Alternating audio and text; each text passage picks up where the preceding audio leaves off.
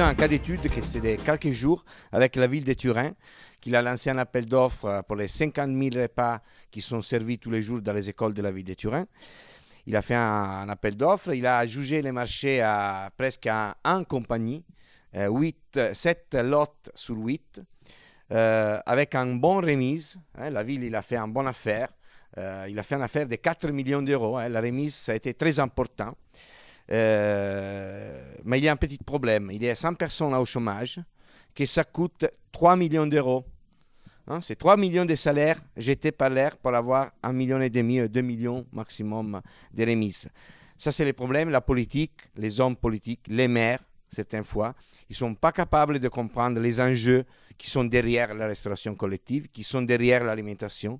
Nous avons un gros problème en Europe, en Italie, en France, partout, d'obésité. La lutte contre l'obésité, ça coûte entre 6 et 7% de la dépense sanitaire européenne. La dépense sanitaire italienne, il est passé dans les mêmes périodes qu'il a montré Isabelle, 86-2010, les 15 ans de changement de la restauration collective de 50 milliards à 105 milliards d'euros. Il a plus que doublé. Et en gros partie de cette augmentation, c'est lié à des maladies d'origine alimentaire. Alors, je pense que, comme on dit dans les livres, et comme je dis toujours dans les conférences, on doit repenser les paradigmes de la filière agroalimentaire, on doit repenser les paradigmes de notre alimentation. Un autre petit donnée économique, le gaspillage alimentaire en Italie comme en France, parce que les quantités sont presque les mêmes. Les derniers rapports de la FAO ils déclarent une situation que c'est vraiment terrifiante. C'est 40%, entre 30 et 50% de la production mondiale des aliments, c'est jeté. C'est jeté pour un manque de technologies de conservation dans les pays, entre guillemets, pas développés. Et c'est pour un boulimisme alimentaire, comme je l'appelle, ou pour l'effordisme, comme je l'appelais, chez nous, dans les pays plus industrialisés. Et le gaspillage alimentaire, ça coûte à peu près 1,5 du PIB de l'Europe, de l'Italie ou de la France. C'est un chiffre énorme. Alors, c'est pour ça que, dans les livres, je pense qu'Isabelle et Nicolas, il a déjà bien décrit, bien expliqué les contenus du livre.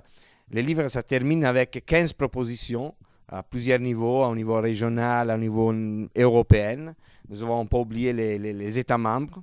C'est un peu la vision de l'Europe. Ce livre, c'est destiné à les décideurs publics, à les politiciennes, comme un levier pour les aider à mieux comprendre les enjeux liés à l'alimentation et dans la restauration collective, que c'est des achats publics. Plus de la moitié, à peu près 70% du marché de la restauration collective, c'est acheté par des municipalités, par des régions, par des départements ou des institutions publiques en tous les cas.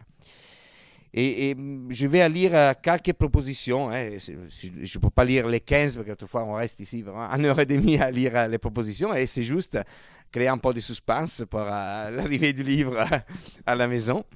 Et je dois dire que les propositions reprennent un peu tous les discours, toutes les choses qui ont été déjà décrites par Nicolas et par Isabelle. Une des propositions, par exemple, c'est que les marchés de la restauration collective, c'est un marché qui sont dit en anglais hidden, caché. Il n'existe pas une nomenclature officielle pour définir les valeurs de la restauration collective en Europe. Il y a des recherches. Nous, on fait des recherches tous les jours avec pas mal d'efforts.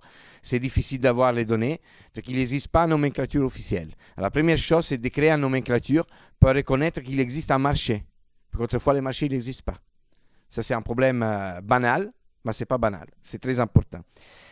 Première chose, c'est la nomenclature. C'est la proposition numéro 3. Et en même temps, la proposition numéro 4, c'est de créer, d'obliger les entreprises qui travaillent dans la restauration collective, mais tout au long de la filière agroalimentaire, c'est de déclarer la consommation d'énergie liée à la production d'un repas comme dans un aliment. Ça, c'est très important parce qu'aujourd'hui, on pense certaines fois qu'un produit bio, c'est mieux qu'un produit pas bio. Et ça dépend où viennent les produits bio. S'ils viennent de la Chine, moi, je préfère manger un produit local que ce n'est pas bio. Bien sûr, si j'avais un produit local bio, bon, ça, c'est l'optimal. Mais ce n'est pas facile. Alors, on doit penser aussi qu'un produit bio français ou italien, local, entre guillemets, national, s'il est transporté avec une petite fourgonnette, en petite quantité, c'est beaucoup plus polluant qu'un produit qui arrive de 3000 ou 4000 km avec un wagon ferroviaire, par exemple, pas avec un tir routier, un camion. Alors, pour définir, sur la définition de la durabilité des systèmes alimentaires, il y a plusieurs débats au niveau mondial. Nous avons fait un débat avec la Commission européenne dans le mois de novembre. Moi, j'en avais fait plusieurs en Amérique du Nord avec les Sustainable Food Lab. Il n'existe pas aujourd'hui une définition partagée, officielle, basée sur des données scientifiques de la durabilité d'un système alimentaire. Il y a des idées, il y a des indicateurs, mais qu'est-ce qu'on doit construire? C'est un set d'indicateurs concrets, réels, qui mesurent les performances d'un produit alimentaire. Et ça, c'est une des propositions très importantes pour nous, c'est de créer vraiment, d'obliger les entreprises, comme on oblige à présenter les bilans tous les ans, les chiffres économiques, c'est d'inclure les leviers sociaux et environnementaux dans les bilans des entreprises qui travaillent autour de l'alimentation. C'est un peu comme les procédures HACCP qui sont devenues obligatoires pour toutes les entreprises qui travaillent autour de l'alimentation, autour d'un aliment. Et la même question, on peut obliger les entreprises à donner des informations, la consommation d'eau, d'énergie, la quantité de déchets, et comme ça, on peut vraiment mesurer les impacts liés à la production et à la distribution alimentaire.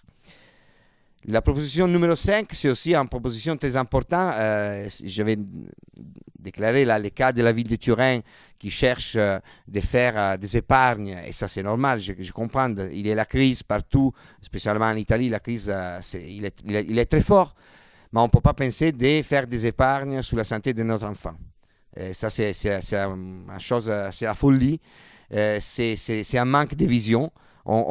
Peut-être on va faire des épargnes aujourd'hui, on va dépenser 3 fois plus en médicaments le lendemain. Alors ça, c'est pas des épargnes, c'est des, excuse-moi pour le terme, des cochonneries.